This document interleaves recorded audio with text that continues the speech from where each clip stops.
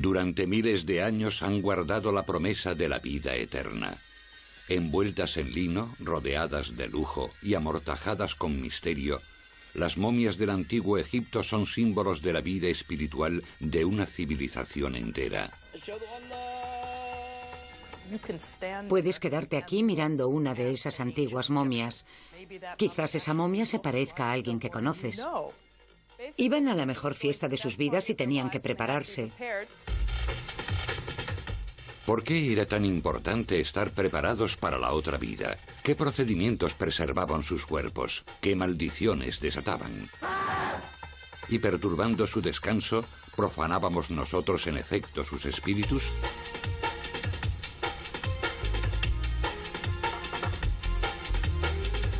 Misterios de Egipto. La tierra de las momias.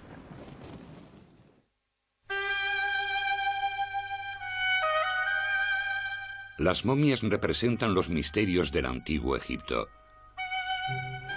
Durante siglos han sido reverenciadas, robadas, saqueadas, trasladadas, exhibidas y analizadas con rayos X, demasiado para un descanso eterno. Las momias han fascinado a Occidente durante mucho tiempo. Hemos visto cómo el interés por ellas aumentaba desde el siglo XIX. 2 siglos después, las momias, las tumbas y las pirámides atrajeron a visitantes de todo el mundo. Pero a pesar de su accesibilidad, estas momias escondían muchos secretos en sus tumbas. Desvelar los misterios de las momias requiere un viaje al Egipto tal y como era hace 5000 años, una tierra de grandes contrastes.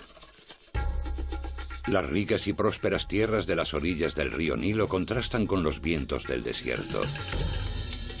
Los reyes egipcios, llamados faraones, disfrutaban de una riqueza y un poder inimaginables. El rey es importante, muy importante. Mucho más de lo que cualquier noble podría serlo nunca, ni siquiera aspirar a serlo. Tenemos informes muy interesantes donde se refleja que un oficial está muy orgulloso porque se le permite besar el pie del rey en lugar de besar la tierra. Mientras las criptas reales destacan sobre el árido desierto, la mayoría de los egipcios vivían en lugares mucho más modestos.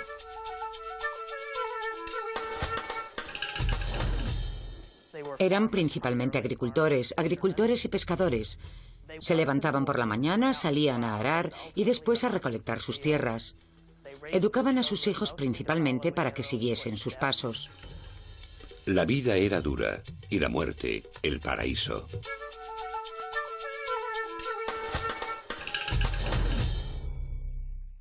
Los egipcios tenían una sociedad con un sentido muy marcado de la dualidad.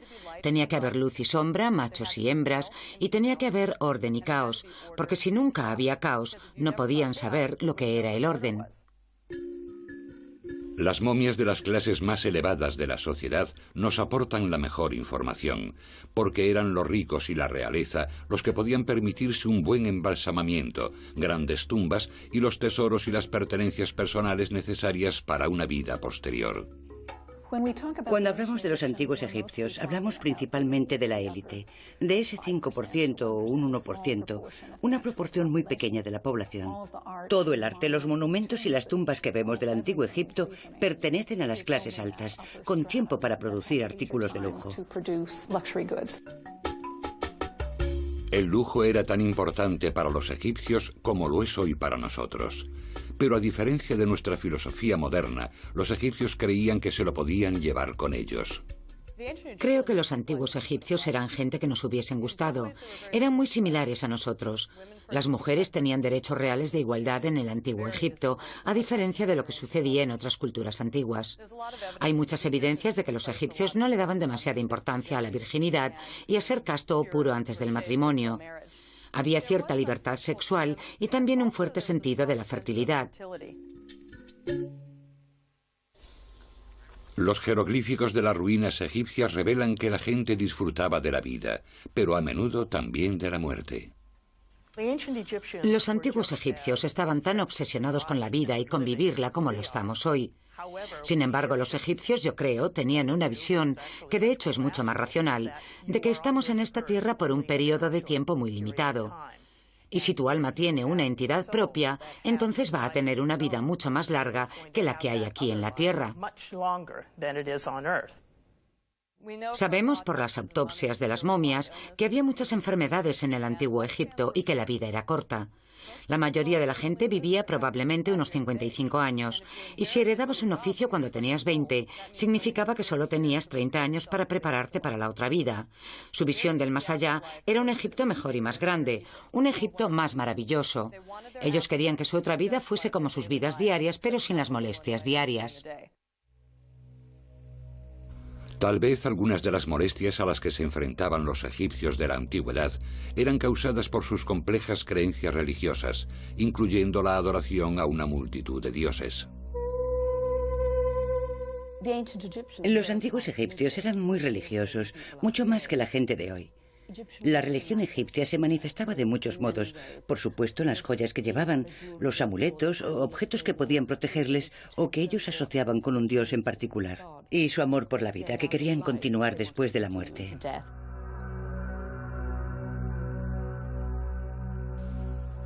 Lo mismo que Egipto estaba gobernado por el faraón, la otra vida estaba gobernada por el dios Osiris, cuya vida rivalizaba con cualquier comedia de intriga y erotismo. La leyenda de Isis y Osiris tiene que ver con la regeneración y con la potencia sexual en la otra vida. Osiris y su hermano Set no duraron mucho. Set era un dios de caos y desorden, y finalmente Set eliminó a Osiris, y después de matarlo esparció sus restos por los 4 puntos de la tierra. Isis era una esposa muy hacendosa, y cruzando la tierra reunió todas las piezas de su esposo Osiris. Según la tradición de la religión egipcia, inventó la momificación. Juntó todas las piezas del cuerpo de Osiris otra vez, las ató con lino y después, digamos que mágicamente, lo revivió. Él estaba bastante interesado en su esposa Isis, y después de ser revivido mágicamente, tuvieron relaciones y nació su hijo Horus. Los egipcios celebraban su religión con un arte apasionado. Esta estatua es en realidad una estatua religiosa a pesar de su contenido erótico. Representa el momento de la concepción del dios Horus.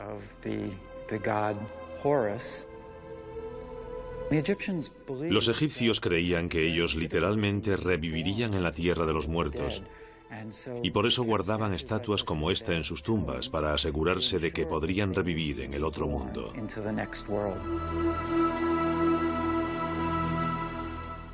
El cuerpo humano jugaba un papel crucial en el tránsito espiritual. Tenía que ser identificable para el espíritu en el otro lado, y por eso tenía que parecerse al difunto todo lo posible. Los egipcios ponían todo su talento y su habilidad en preservar a los muertos. Cuando Isis reconstruyó a Osiris en una sola pieza, seguramente tuvo que realizar alguna juntura.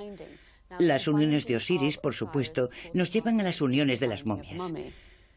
Lo que hizo Isis, además, fue recitarle algunos cantos mágicos. Los vendajes son manifestaciones físicas de los cantos mágicos que se recitan para proteger el cuerpo. Así que tenemos tanto un envoltorio metafórico como un envoltorio de vendas.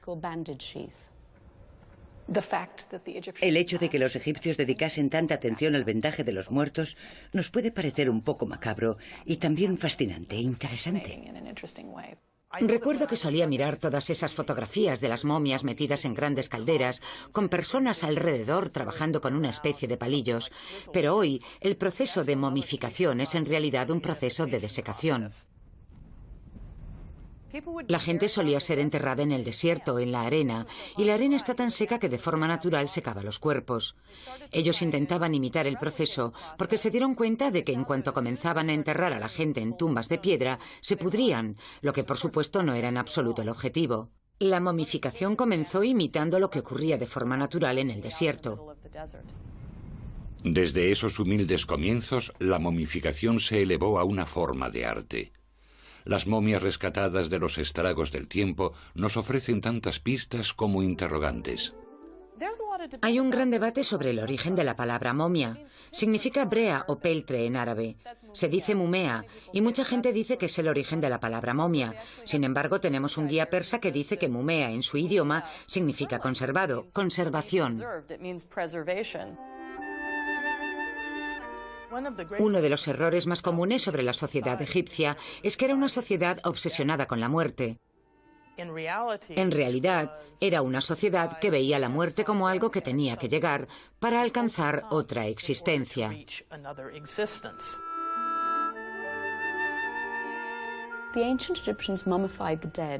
Querían que el cuerpo fuese habitado por su espíritu en la otra vida. La idea era que el yo completo era muy importante para la vida en el otro mundo. Por eso intentaban preservarlo lo mejor posible, cometer los menores errores. Así uno podría aparecer con la mejor apariencia en la eternidad. Los intentos de momificación surgieron en torno al 3500 a.C., un tiempo en el que gobernaban faraones de la primera dinastía. En principio, este elaborado y caro procedimiento estaba reservado a la realeza, aunque en años posteriores la puerta a la vida eterna se abrió a todos aquellos que pudiesen pagarse el viaje. El proceso evolucionó y cambió durante 3500 años y curiosamente desapareció. Los antiguos egipcios momificaron a la gente de muy diversas formas. Pero hay una forma clásica de momificación que se dio durante la 18ª dinastía. El proceso actual de embalsamamiento probablemente tuvo lugar en talleres especializados para ese proceso. Es sabido que la gente que estaba relacionada con ello era un grupo especial. A veces se les consideraba impuros o al menos apartados de la sociedad normal por su asociación con la muerte. Durante 70 días, estos sacerdotes y embalsamadores practicaban su trabajo, preparando los cuerpos y recitando cánticos.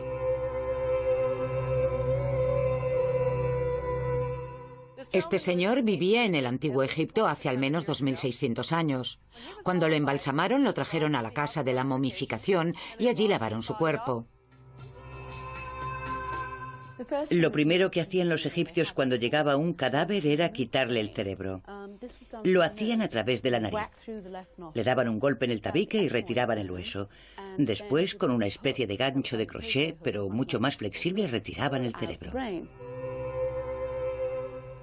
El sacerdote escribano marcaba una línea de unos 10 centímetros de largo sobre el abdomen. Lo hacía con tinta. Después otro sacerdote llegaba con una navaja de piedra. Era el cirujano y era el que hacía la incisión de 10 centímetros en el abdomen. Una vez retirado el lino se puede ver la incisión, que era sellada con resina, pero cuando el cuerpo y la piel se contraían y se secaban durante la momificación, la incisión se abría haciendo un agujero mucho mayor. Los órganos internos tenían que ser retirados porque es la parte del cuerpo en la que empieza la putrefacción. Por eso, todas las vísceras, los órganos internos de la cavidad torácica y abdominal se retiraban. A diferencia del cerebro, estos órganos internos eran tratados con reverencia, secados y colocados en vasijas separadas llamadas jarras abovedadas. Una vez que el cuerpo había sido limpiado en su interior, se rellenaba con natrón, una mezcla de sal y bicarbonato que se produce de forma natural en Egipto. Los embalsamadores cubrían el cuerpo con natrón y lo dejaban secar durante 40 días. Solo después de haberles retirado las vísceras y una vez conservado, el cuerpo estaba listo para el maquillaje. Como los funerarios de hoy, los embalsamadores egipcios hacían un enorme trabajo para conservar la apariencia, incluso endurecían el rostro para mantener su forma. Tenemos aquí a esta señora bastante mayor que tenía escaras, algo realmente serio. Los embalsamadores decidieron que no podía ir a la eternidad con escaras, por eso cortaron trozos de piel de gacela y se las cosieron en la espalda. Ya no quedan muchos restos del maquillaje de este caballero, pero seguramente tenía las cejas pintadas. El famoso maquillaje egipcio se ha eliminado en varias partes. Probablemente le aplicaron henna de color rojo y barra de labios también. Sus uñas estaban pintadas de henna para asegurarse de que iba bien arreglado a la otra vida. A veces les aplicaban extensiones de pelo y tupés a los hombres. Lo necesario para tener un aspecto perfecto en la otra vida. Aspiraban a aparentar siempre 20 años. El proceso de vendaje de una momia podía llevar unas 2 semanas. El vendaje de las momias se hacía con mucho cuidado. Cada dedo era vendado por separado, después la mano entera y después vendaban el brazo. A veces encontramos vendajes con inscripciones que se hacían como protección extra para la momia. Los egiptólogos han descubierto algunas momias envueltas en más de 1000 metros cuadrados de lino, un artículo muy valioso que utilizaban como moneda de cambio. Estaba envuelto de los pies a la cabeza con vendas de lino de unos 3 centímetros de ancho, cortadas de las sábanas familiares o restos de vestidos. Literalmente enterraban a sus parientes en dinero. A menudo podemos conocer la riqueza de la familia y cuánto querían a su pariente por la cantidad de lino utilizada en su cuerpo.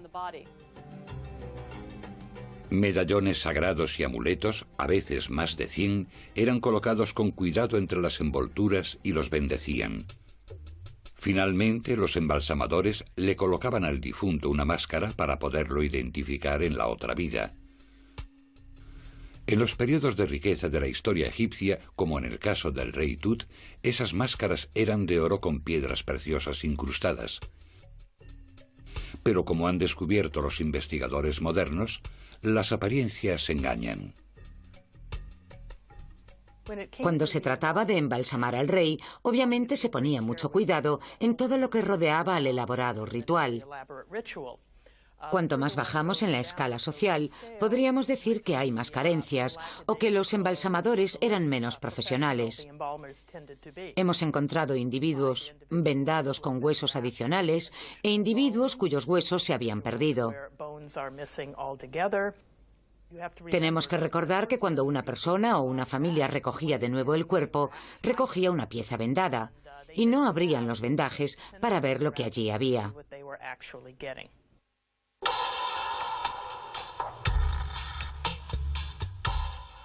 La magia jugaba un papel clave para los antiguos egipcios en forma de rituales, letanías y amuletos sagrados.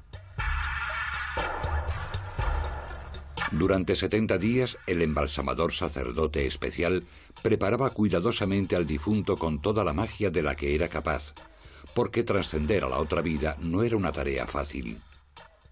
Los egipcios creían que después de morir había un tiempo en el que tenían que caminar por un duro sendero, donde había puertas que había que traspasar, guardadas por un pequeño demonio que les hacía preguntas o realizar alguna tarea. Las pruebas y tribulaciones que aguardaban a los muertos merecían la pena, porque el destino final era espectacular. Si alguien podía superar con éxito a los espíritus del mal, una transformación espiritual grandiosa y misteriosa tendría lugar.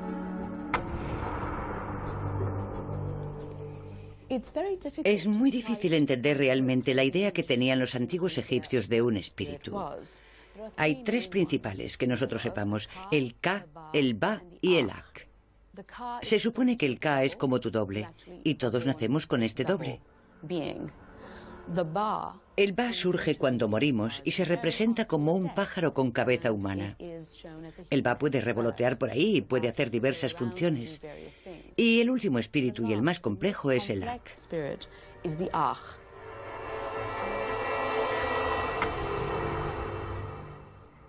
La aspiración de todo egipcio era convertirse en Ak.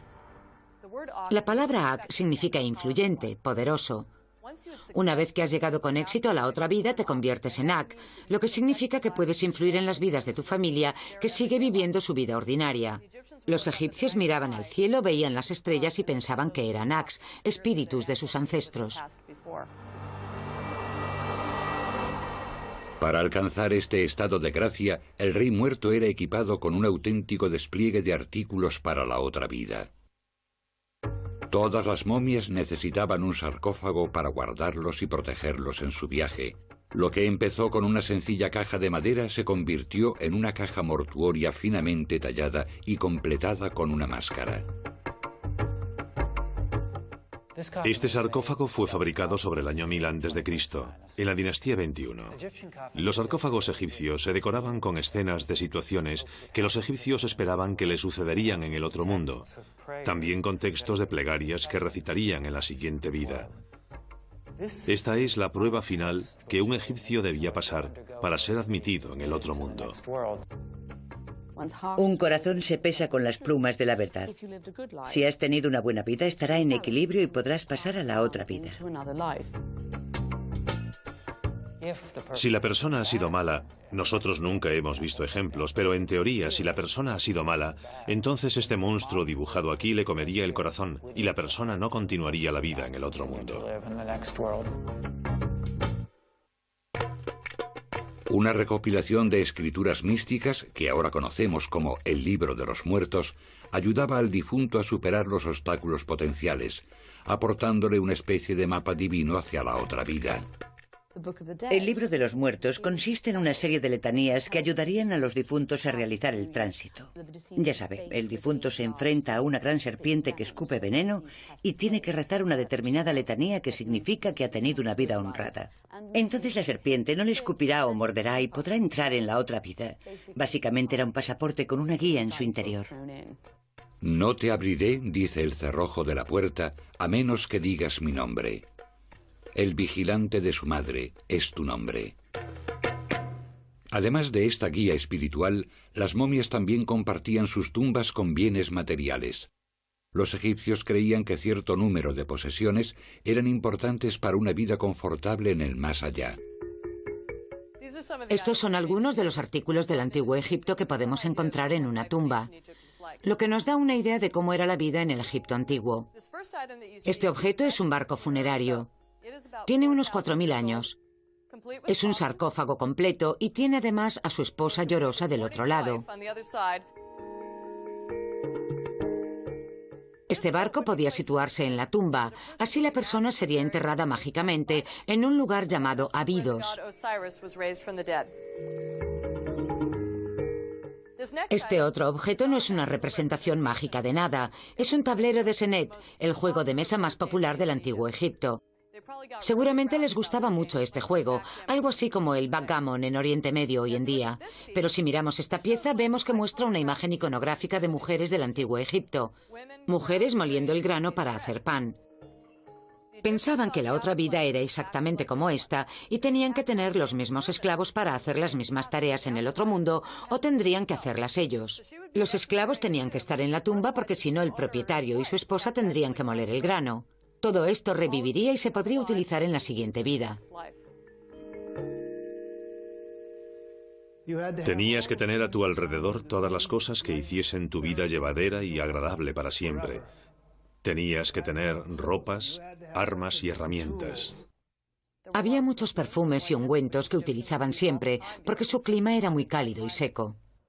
La gente tenía camas, mesas, sillas, lino y ropas, y cosas prácticas como amuletos y joyas. Encontramos escudos, armas, dagas y cosas así. El rey realmente no necesitaba estas cosas para ir a la batalla. Son objetos para los ritos ceremoniales, piezas de oro y objetos dorados.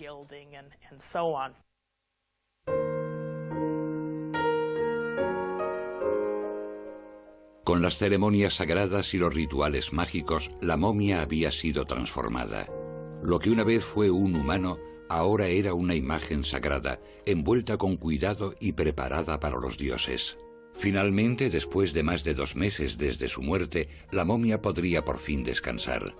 Las momias de la realeza recibían ceremonias especiales. Todos los dirigentes del nuevo reino, con la excepción de uno, fueron enterrados en Tebas, la mayoría en el Valle de los Reyes. Después sus cuerpos tenían que ser transportados por el río hacia Tebas, lo que es una gran distancia. Para los antiguos egipcios el ceremonial de la muerte no era un simple trámite, era una larga y compleja ceremonia. Evidentemente, los funerales de la realeza eran mucho más fastuosos que los de los nobles o agricultores. Lo que sabemos sobre los funerales proviene de las paredes de las tumbas y también de las descripciones del proceso funerario en sí mismo. El cuerpo se exponía y formaba parte de una procesión funeraria que consistía en que el cuerpo, varios sacerdotes, plañideras, ya fuesen pagadas o miembros de la familia, y todos sus artículos se introducían en la tumba. Podemos imaginar un gran cortejo funerario con gente que se lamentaba y lloraba. La procesión podía incluir arrastrar a la momia en un podio tirado por ganado. Los sacerdotes que lo oficiaban hacían ofrendas, recitaban letanías y congregaban a la multitud alrededor de la entrada de la tumba. Fuera de la cripta, los vivos celebraban una fiesta final en honor de la momia.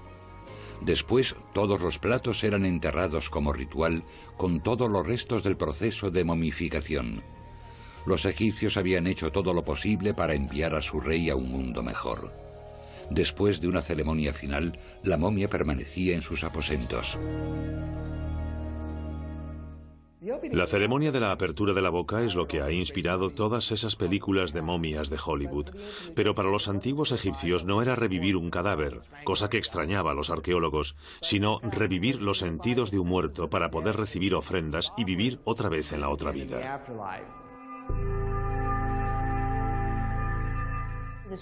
Esta ceremonia era realizada fuera de la tumba, donde el hijo del heredero del difunto y varios sacerdotes le restituían los 5 sentidos. Le tocaban los ojos sobre la máscara y decían, ya puedes ver otra vez. Le tocaban la nariz y decían, ya puedes respirar otra vez. Le tocaban las orejas y decían, ya puedes oír otra vez. Al final tocaban la boca y decían una fórmula mágica, eres joven otra vez, vivirás otra vez, serás joven para siempre. Eso significaba que dejaba de estar en esa especie de tierra de nadie y formaba parte otra vez de todo el sistema egipcio de vida, muerte y espíritu. Por fin, festejada y honrada, con sus sentidos revividos, la momia real se embarcaba hacia su último viaje.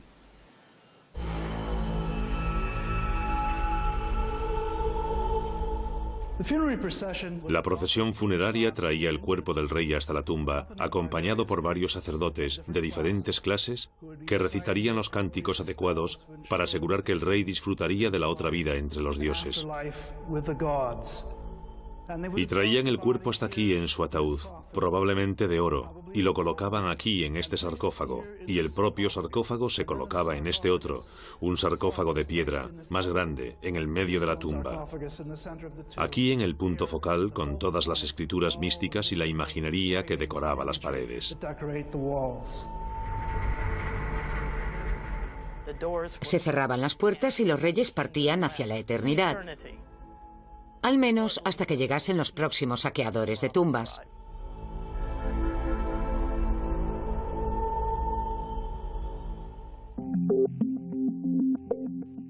Los edificios y los artículos que dejaron los egipcios expandían el alma de los antiguos. Muchas de las enormes estructuras que han permanecido durante miles de años son tumbas o monumentos a la muerte.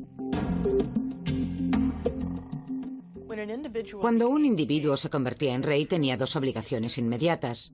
Una era encargarse del entierro de su predecesor.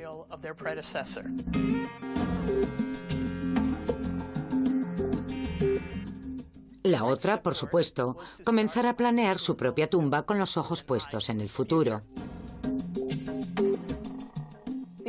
Los egipcios creían que sus tumbas eran muy importantes porque el lugar donde vivían durante su vida duraba un corto periodo, pero la tumba duraba toda la eternidad. Por esa razón invertían, si tenían dinero, la mayor parte de su riqueza restante en construir estas tumbas y en decorarlas. Adquirían sarcófagos caros como estos de aquí. Estos objetos eran un símbolo de alto estatus, algo así como mi tumba es más grande que la tuya.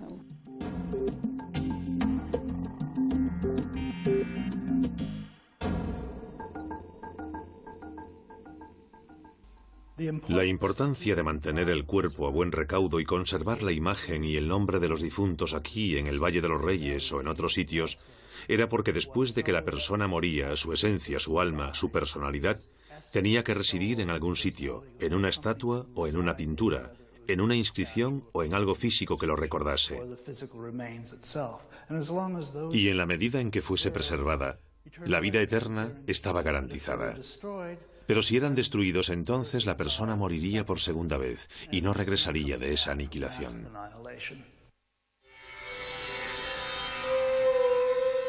¿Fue el miedo a la aniquilación lo que llevó al rey Khufu a construir esta gran pirámide? Tal vez. Pero en los últimos años, el miedo a los ladrones de tumbas hizo surgir un lugar funerario nuevo y más seguro, el Valle de los Reyes. El Valle de los Reyes data del primer período del nuevo reinado.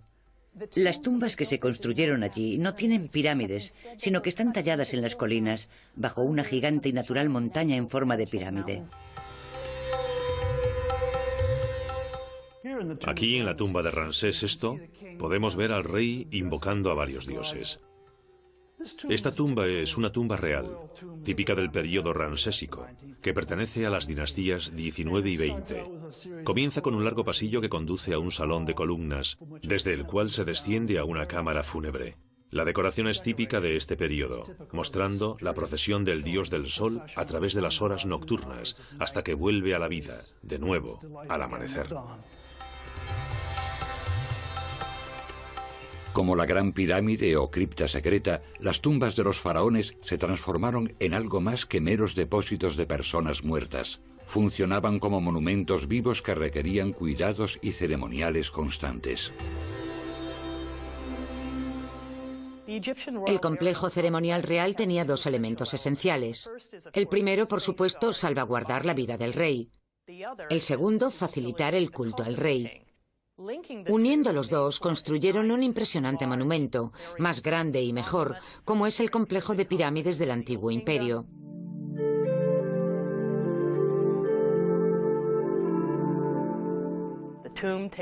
La tumba tiene forma de casa, y lo más importante es proteger al difunto y sus ofrendas alimenticias, sus libaciones y todo eso.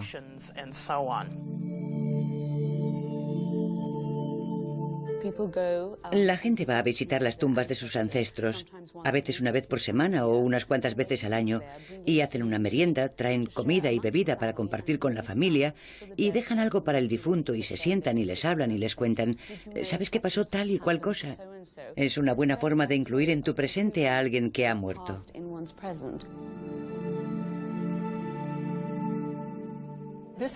Esta es una vieja estela del antiguo imperio.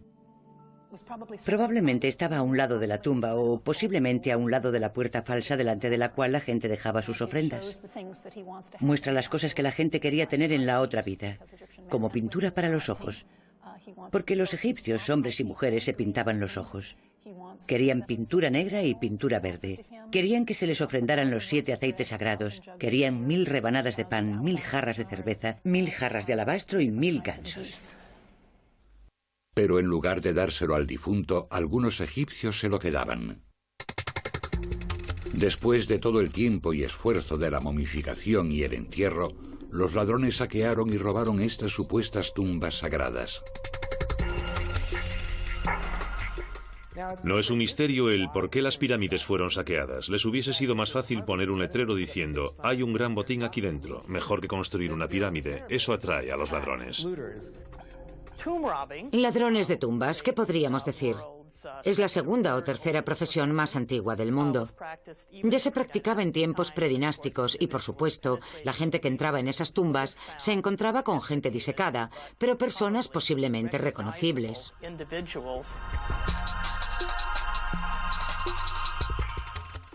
Una vez que las tumbas estaban repletas de objetos valiosos, eran saqueadas. Y las momias que habían requerido meses de trabajo eran robadas para quitarles sus amuletos sagrados. Aquí estaba este tesoro, tirado al lado de la colina. Realmente se convirtió en algo importante para los oficiales y para muchos residentes de la necrópolis. No es casualidad que los miembros de la villa actual, de los fabricantes de tumbas, los que construyen tumbas actualmente, sepan, por supuesto, dónde están, al menos parte de los bandidos. Suponemos que los primeros robos en las tumbas no serían una entrada alegre, destrozándolo todo, sino más bien una incursión rápida y planeada. Entrarían en la tumba con un tiempo limitado porque hay seguridad fuera. Tal vez sobornaran a un guardia o dos para que les dejara un poco más de tiempo. Podemos imaginarnos a estas extrañas figuras en sus divanes mirándolos. Seguro que se pusieron nerviosos. Buscarían objetos fáciles de vender. No cogerían esta hermosa vasija con el nombre del rey Tut grabado porque la gente sabría inmediatamente que lo habrían robado. Buscarían oro. Los saqueadores tenían tanta creatividad como los constructores de pirámides y se las arreglaban para burlar las medidas de seguridad de cuando en cuando. Solían causar grandes daños en las tumbas. Destrozaban y quemaban momias, seguramente para evitar que los espíritus del rey les atacasen, pero también podían tener prisa porque habían burlado las medidas de seguridad y habían entrado en la cámara funeraria. Hubo casos de juicios en el antiguo Egipto de gente acusada de robar tumbas. El castigo por robar una tumba era extremadamente duro. Si entrabas en la tumba de alguien, corrías el riesgo de destrozar su otra vida por completo. Y eso para los egipcios era peor que un asesinato. Los ladrones de tumbas eran empalados. Los sentaban en un palo rígido hasta que morían. Eso es bastante malo. Esta gente fue castigada con los 5 cortes, es decir, les cortaron las orejas, la nariz, la boca y a veces les sacaban los ojos, los empalaban y retiraban sus nombres de todos los textos para que no pudieran existir nunca, nunca más.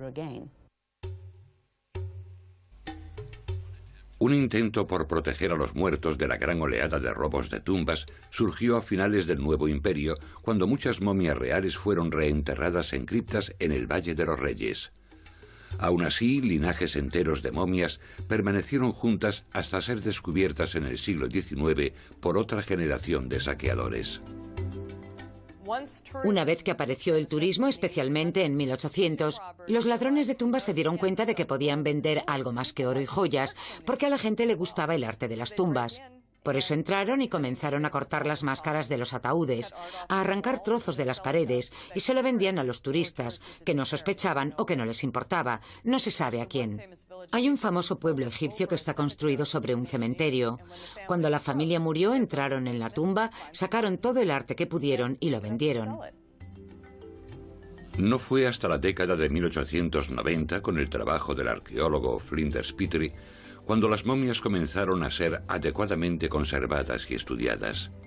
Hasta entonces las momias eran tiradas o incineradas, pero con el trabajo de Petrie y más tarde con el descubrimiento de Carter de la tumba del rey Tut en 1922, las momias se convirtieron en mitos mundiales. En los años 30, Hollywood las mostró como muertos vivientes asesinos en serie. Resurrección. Los principios religiosos de Oriente eran muy férreos cuando se filmaron esas películas de momias, y creo que lo recogieron y crearon ese maravilloso mito de las momias, que sin embargo estaba alejado de la realidad. A pesar de esos monstruosos mitos, o quizás a causa de ellos, los visitantes acudían en masa a Egipto en busca de la verdad. El año pasado acudieron más de 500.000 de turistas para escalar las pirámides, bajar por el Nilo en falúa y, por supuesto, alucinar ante las momias.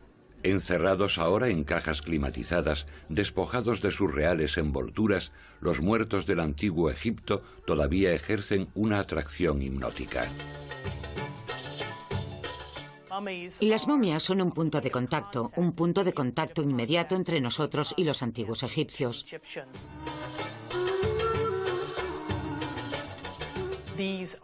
Son antiguos egipcios de un modo en el que sus estatuas, sus ataúdes, sus amuletos y sus templos no lo son. Podemos mirar a estos antiguos egipcios y quizás esa momia se parezca a alguien conocido.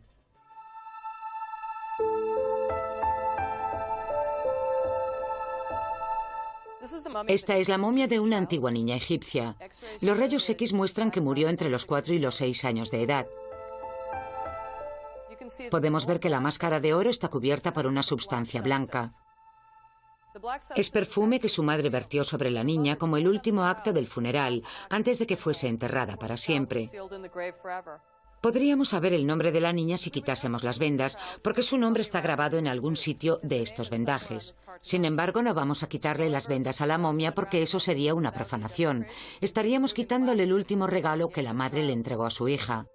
Esta momia nos dice que sus padres la querían mucho, querían encontrar a su hija en la otra vida y querían que tuviese una vida maravillosa. Esta momificación fue el regalo de unos padres del antiguo Egipto a su hija hace 2000 años.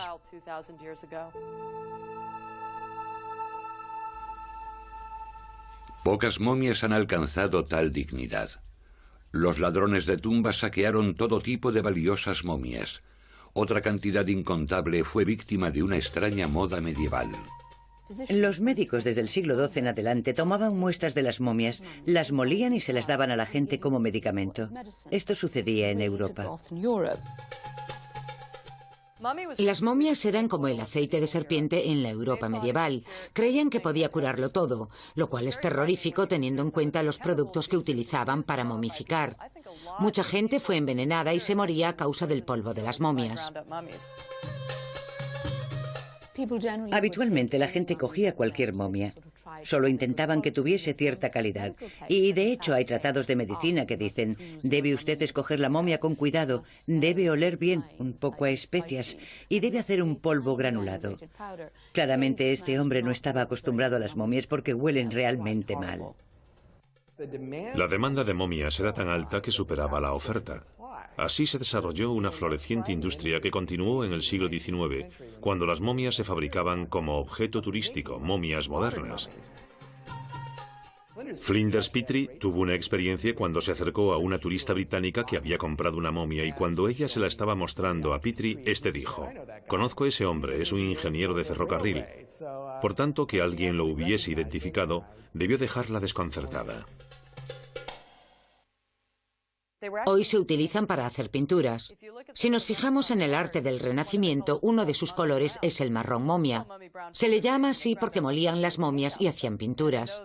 Un pintor impresionista descubrió que el marrón momia era realmente una momia y cogió toda la pintura marrón y la enterró en el jardín de su casa. Estaba horrorizado. Cuando los ladrones de tumbas hicieron su aparición, los antiguos egipcios comenzaron a escribir maldiciones en las paredes de las tumbas. Hay maldiciones en las tumbas privadas de los tiempos de las pirámides. Podemos encontrarlas inscritas en las cámaras de las capillas de las ofrendas.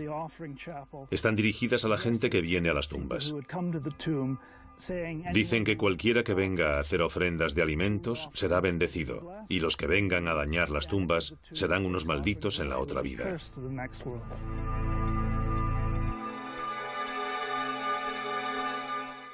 Las maldiciones del antiguo Egipto que encontramos cerca de las tumbas son amenazas de castigos. No eran del tipo «voy a salir de aquí y te voy a estrangular». Eran más bien «si entras en mi tumba, el rey te cogerá y te castigará».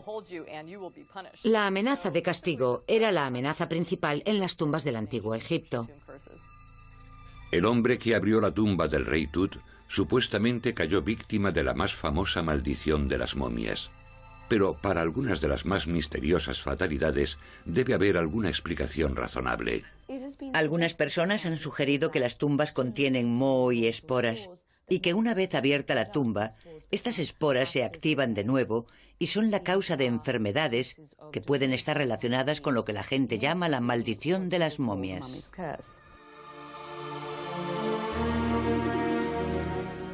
Aún así, el mito de la maldición de las momias se transmitió de generación en generación.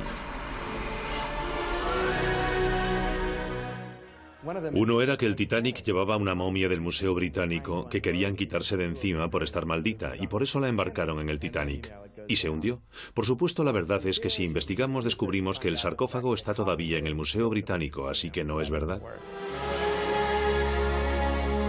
Tal vez la única maldición real de las momias ocurrió en el pasado y fue para aquellos desgraciados que hace cientos de años pensaron que tomar polvo de momia tenía los mismos poderes que la Viagra. ¡Qué combinación tan interesante! Pensar que vas a ser maldecido por utilizar una momia, pero te la tomas como afrodisíaco. ¡Qué maldición!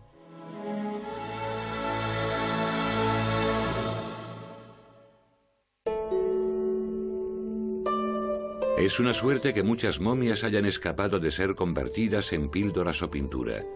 A pesar de su largo silencio, estos ancestrales cuerpos todavía aportan mucha información a los egiptólogos. Las momias que excavamos son una de las fuentes mayores de información de la vida diaria y del tipo de vida que llevaban. La ciencia moderna les permite a los físicos y antropólogos sacar conclusiones sobre el tipo de trabajo que hacían y nos hablan de sus enfermedades. Pero yo creo que lo más interesante son estos hallazgos sobre la musculatura. El tipo de musculatura de la persona muerta nos cuenta la diferencia entre alguien que pasaba su vida moliendo grano y alguien que pasaba su vida corriendo para llevar y traer mensajes para el rey, o alguien que pasaba su vida sentado escribiendo papiros.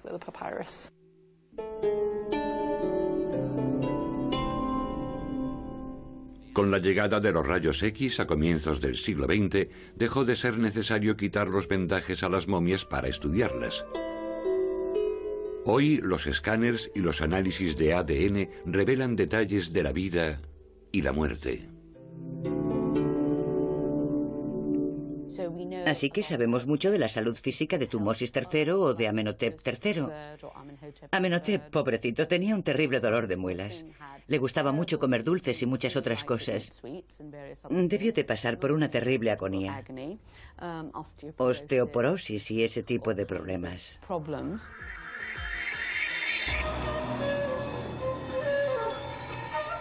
Las mismas momias que revelan tanto de la vida antigua también cuentan mucho sobre las actitudes de la vida actual. Tal vez nuestra constante fascinación por las momias proviene de que los antiguos egipcios, después de todo, conquistaron la muerte. La idea, creo yo, de que los antiguos egipcios eran un gran almacén que contenía conocimientos secretos, idea que los griegos difundieron, nunca nos ha abandonado. La gente siempre está buscando algo más de los valores espirituales que los antiguos egipcios nos pueden aportar. No creo que analizar las momias pudiera ser considerado una violación para los antiguos egipcios. Abrir una tumba podría ser una violación. Sin embargo, hay evidencias de que creían que una vez que el espíritu había llegado a salvo a la otra vida, la tumba y el cuerpo también habían conseguido su propósito. Así que no estoy segura de que los antiguos egipcios fuesen apaleados por abrir una tumba 2000 años después. Y también creo que ellos querrían ser entendidos.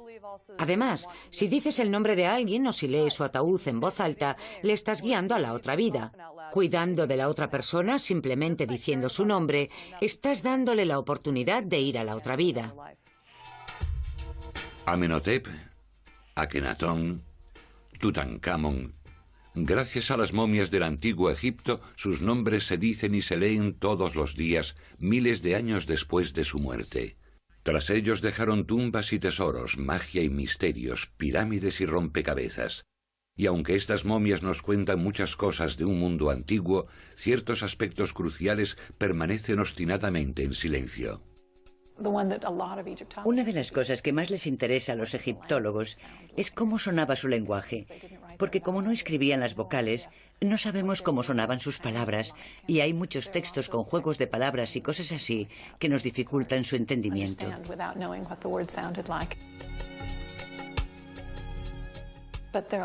Pero hay muchas preguntas del tipo: ¿a dónde creían que iban?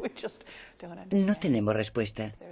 Hay un maravilloso hechizo en el texto de este ataúd. Dice que el hombre que conozca este hechizo no sufrirá humillaciones en la otra vida y que su cabeza no será cortada como un pastel. Y yo creo que cualquier persona occidental diría: ¿qué?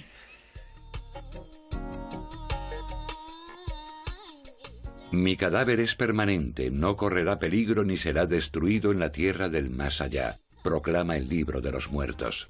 Es posible que para algunos pocos elegidos de nuestros antiguos ancestros ese hechizo se haya hecho realidad.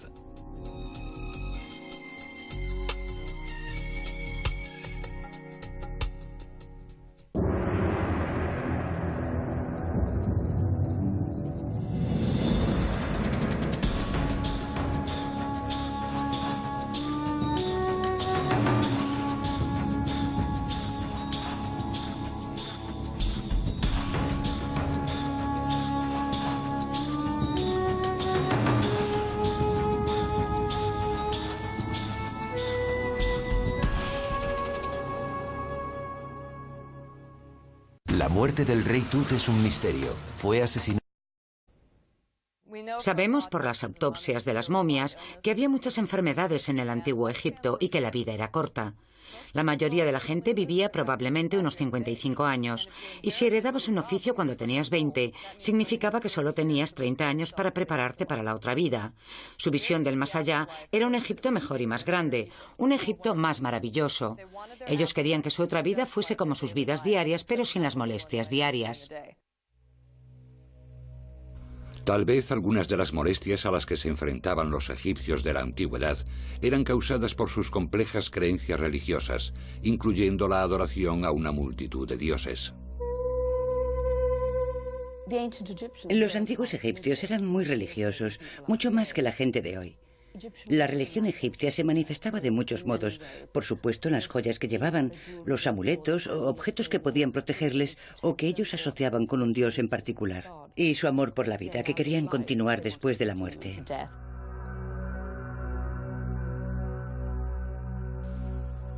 Lo mismo que Egipto estaba gobernado por el faraón, la otra vida estaba gobernada por el dios Osiris, cuya vida rivalizaba con cualquier comedia de intriga y erotismo. La leyenda de Isis y Osiris tiene que ver con la regeneración y con la potencia sexual en la otra vida. Osiris y su hermano Set no duraron mucho. Set era un dios de caos y desorden, y finalmente Set eliminó a Osiris, y después de matarlo esparció sus restos por los 4 puntos de la tierra. Isis era una esposa muy hacendosa, y cruzando la tierra reunió todas las piezas de su esposo Osiris. Según la tradición de la religión egipcia, inventó la momificación. Juntó todas las piezas del cuerpo de Osiris otra vez, las ató con lino y después, digamos que mágicamente, lo revivió. Él estaba bastante interesado en su esposa Isis, y después de ser revivido mágicamente, tuvieron relaciones y nació su hijo Horus. Los egipcios celebraban su religión con un arte apasionado. Esta estatua es en realidad una estatua religiosa, a pesar de su contenido erótico. Representa el momento de la concepción del dios Horus. De cierto, la mayoría de los egipcios vivían en lugares mucho más modestos.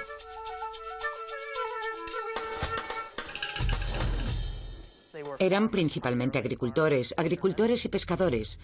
Se levantaban por la mañana, salían a arar y después a recolectar sus tierras. Educaban a sus hijos principalmente para que siguiesen sus pasos. La vida era dura y la muerte, el paraíso.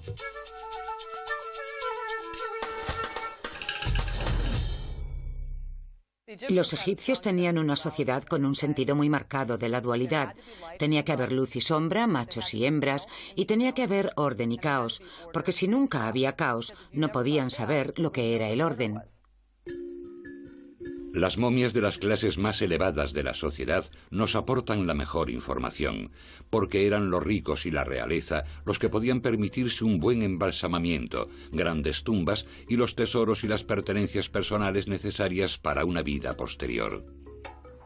Cuando hablamos de los antiguos egipcios, hablamos principalmente de la élite, de ese 5% o un 1%, una proporción muy pequeña de la población. Todo el arte, los monumentos y las tumbas que vemos del antiguo Egipto pertenecen a las clases altas, con tiempo para producir artículos de lujo. El lujo era tan importante para los egipcios como lo es hoy para nosotros. Pero a diferencia de nuestra filosofía moderna, los egipcios creían que se lo podían llevar con ellos. Creo que los antiguos egipcios eran gente que nos hubiesen gustado. Eran muy similares a nosotros. Las mujeres tenían derechos reales de igualdad en el antiguo Egipto, a diferencia de lo que sucedía en otras culturas antiguas. Hay muchas evidencias de que los egipcios no le daban demasiada importancia a la virginidad y a ser casto o puro antes del matrimonio. Había cierta libertad sexual y también un fuerte sentido de la fertilidad. Los jeroglíficos de las ruinas egipcias revelan que la gente disfrutaba de la vida, pero a menudo también de la muerte. Los antiguos egipcios estaban tan obsesionados con la vida y con vivirla como lo estamos hoy. Sin embargo, los egipcios, yo creo, tenían una visión, que de hecho es mucho más racional, de que estamos en esta tierra por un periodo de tiempo muy limitado. Y si tu alma tiene una entidad propia, entonces va a tener una vida mucho más larga que la que hay aquí en la tierra. Los egipcios creían que ellos literalmente revivirían en la tierra de los muertos, y por eso guardaban estatuas como esta en sus tumbas para asegurarse de que podrían revivir en el otro mundo.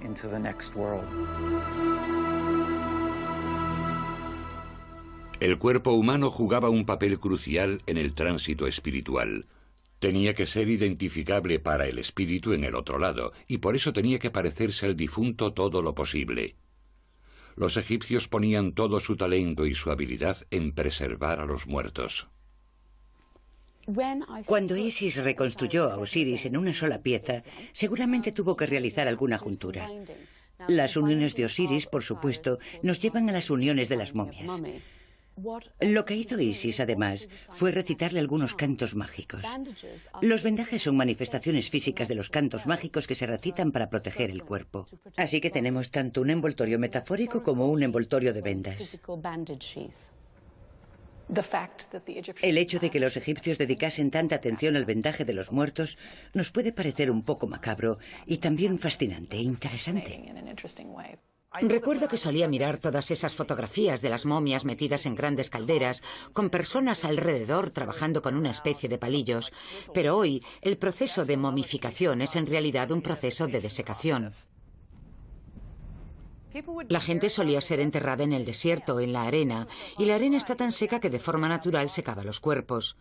Ellos intentaban imitar el proceso porque se dieron cuenta de que en cuanto comenzaban a enterrar a la gente en tumbas de piedra, se pudrían, lo que por supuesto no era en absoluto el objetivo. La momificación comenzó imitando lo que ocurría de forma natural en el desierto.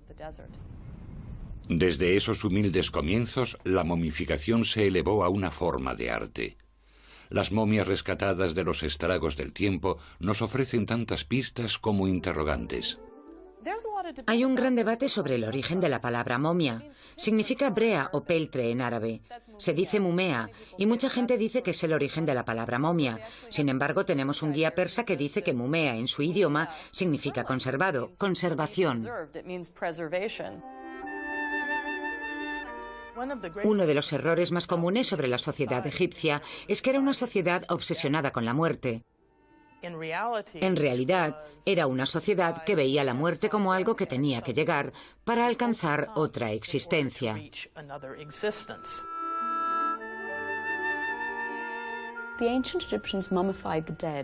Querían que el cuerpo fuese habitado por su espíritu en la otra vida. La idea era que el yo completo era muy importante para la vida en el otro mundo. Por eso intentaban preservarlo lo mejor posible, cometer los menores errores. Así uno podría aparecer con la mejor apariencia en la eternidad. Los intentos de momificación surgieron en torno al 3500 a.C., un tiempo en el que gobernaban faraones de la primera dinastía. En principio, este elaborado y caro procedimiento estaba reservado a la realeza, aunque en años posteriores la puerta a la vida eterna se abrió a todos aquellos que pudiesen pagarse el viaje. El proceso evolucionó y cambió durante 3500 años, y curiosamente desapareció. Los antiguos egipcios momificaron a la gente de muy diversas formas. Pero hay una forma clásica de momificación que se dio durante la 18ª dinastía.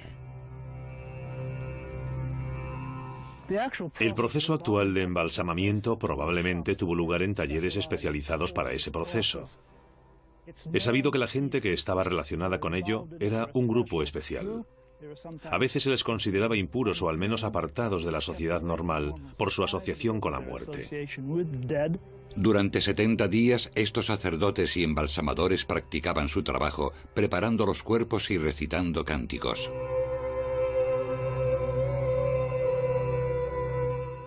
Este señor vivía en el antiguo Egipto hace al menos 2600 años. Cuando lo embalsamaron, lo trajeron a la casa de la momificación y allí lavaron su cuerpo. Lo primero que hacían los egipcios cuando llegaba un cadáver era quitarle el cerebro. Lo hacían a través de la nariz. Le daban un golpe en el tabique y retiraban el hueso. Después, con una especie de gancho de crochet, pero mucho más flexible, retiraban el cerebro. El sacerdote escribano marcaba una línea de unos 10 centímetros de largo sobre el abdomen. Lo hacía con tinta. Después otro sacerdote llegaba con una navaja de piedra. Era el cirujano y era el que hacía... Durante miles de años han guardado la promesa de la vida eterna. Envueltas en lino, rodeadas de lujo y amortajadas con misterio, las momias del antiguo Egipto son símbolos de la vida espiritual de una civilización entera. Puedes quedarte aquí mirando una de esas antiguas momias. Quizás esa momia se parezca a alguien que conoces. Iban a la mejor fiesta de sus vidas y tenían que prepararse. ¿Por qué era tan importante estar preparados para la otra vida? ¿Qué procedimientos preservaban sus cuerpos? ¿Qué maldiciones desataban? Y perturbando su descanso, ¿profanábamos nosotros en efecto sus espíritus?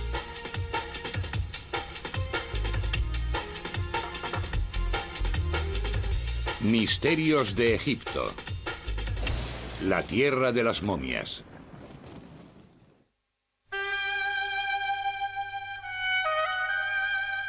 Las momias representan los misterios del antiguo Egipto.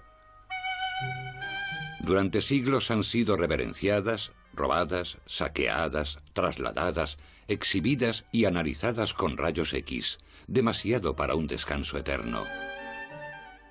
Las momias han fascinado a Occidente durante mucho tiempo. Hemos visto cómo el interés por ellas aumentaba desde el siglo XIX. 2 siglos después, las momias, las tumbas y las pirámides atrajeron a visitantes de todo el mundo. Pero a pesar de su accesibilidad, estas momias escondían muchos secretos en sus tumbas. Desvelar los misterios de las momias requiere un viaje al Egipto tal y como era hace 5000 años, una tierra de grandes contrastes. Las ricas y prósperas tierras de las orillas del río Nilo contrastan con los vientos del desierto. Los reyes egipcios, llamados faraones, disfrutaban de una riqueza y un poder inimaginables. El rey es importante, muy importante. Mucho más de lo que cualquier noble podría serlo nunca, ni siquiera aspirar a serlo. Tenemos informes muy interesantes donde se refleja que un oficial está muy orgulloso porque se le permite besar el pie del rey en lugar de besar la tierra. Mientras las criptas reales destacan sobre el árido, demasiado para un descanso eterno. Las momias han fascinado a Occidente durante mucho tiempo. Hemos visto cómo el interés por ellas aumentaba desde el siglo XIX. 2 siglos después, las momias, las tumbas y las pirámides atrajeron a visitantes de todo el mundo. Pero a pesar de su accesibilidad, estas momias escondían muchos secretos en sus tumbas. Desvelar los misterios de las momias requiere un viaje al Egipto tal y como era hace 5000 años, una tierra de grandes contrastes. Las ricas y prósperas tierras de las orillas del río Nilo contrastan con los vientos del desierto. Los reyes egipcios, llamados faraones, disfrutaban de una riqueza y un poder inimaginables. El rey es importante, muy importante. Mucho más de lo que cualquier noble podría serlo nunca, ni siquiera aspirar a serlo. Tenemos informes muy interesantes donde se refleja que un oficial está muy orgulloso porque se le permite besar el pie del rey en lugar de besar la tierra. Mientras las criptas reales destacan sobre el árido desierto, la mayoría de los egipcios vivían en lugares mucho más modestos.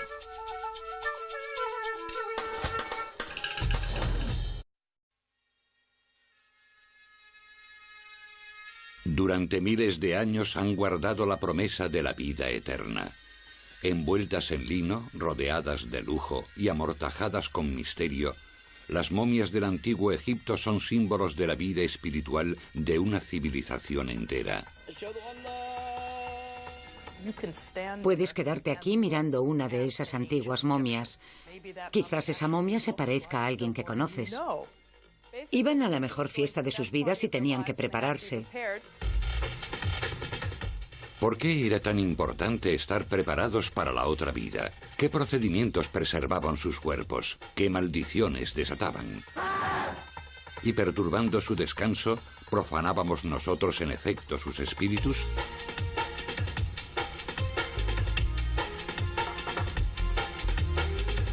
Misterios de Egipto. La tierra de las momias.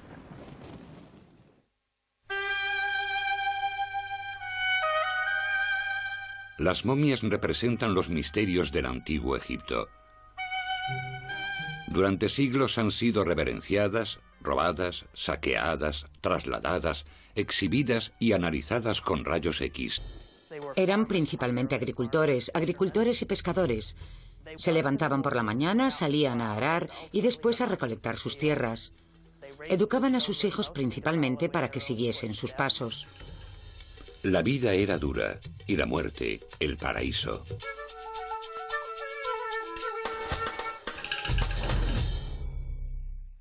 Los egipcios tenían una sociedad con un sentido muy marcado de la dualidad. Tenía que haber luz y sombra, machos y hembras, y tenía que haber orden y caos, porque si nunca había caos, no podían saber lo que era el orden. Las momias de las clases más elevadas de la sociedad nos aportan la mejor información, porque eran los ricos y la realeza los que podían permitirse un buen embalsamamiento, grandes tumbas y los tesoros y las pertenencias personales necesarias para una vida posterior. Cuando hablamos de los antiguos egipcios, hablamos principalmente de la élite, de ese 5% o un 1%, una proporción muy pequeña de la población. Todo el arte, los monumentos y las tumbas que vemos del antiguo Egipto pertenecen a las clases altas, con tiempo para producir artículos de lujo. El lujo era tan importante para los egipcios como lo es hoy para nosotros. Pero a diferencia de nuestra filosofía moderna, los egipcios creían que se lo podían llevar con ellos. Creo que los antiguos egipcios eran gente que nos hubiesen gustado. Eran muy similares a nosotros. Las mujeres tenían derechos reales de igualdad en el antiguo Egipto, a diferencia de lo que sucedía en otras culturas antiguas. Hay muchas evidencias de que los egipcios no le daban demasiada importancia a la virginidad y a ser casto o puro antes del matrimonio. Había cierta libertad sexual y también un fuerte sentido de la fertilidad.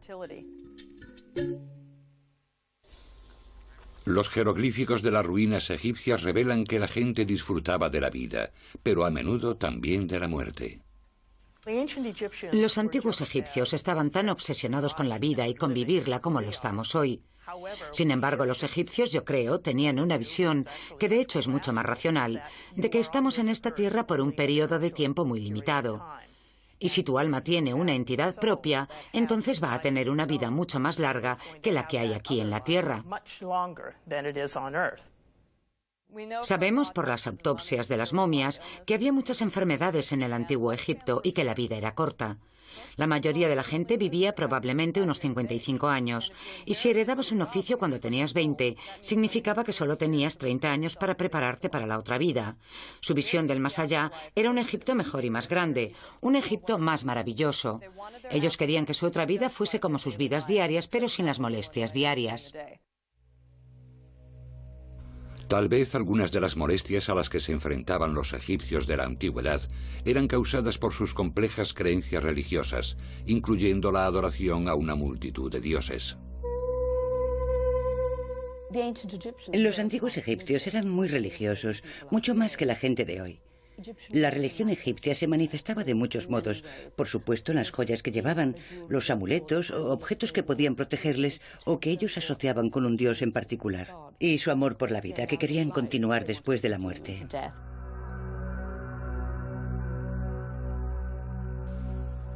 Lo mismo que Egipto estaba gobernado por el faraón, la otra vida estaba gobernada por el dios Osiris, cuya vida rivalizaba con cualquier comedia de intriga y erotismo. La leyenda de Isis y Osiris tiene que ver con la regeneración y con la potencia sexual en la otra vida. Osiris y su hermano Set no duraron mucho. Set era un dios de caos y desorden, y finalmente Set eliminó a Osiris, y después de matarlo esparció sus restos por los 4 puntos de la tierra.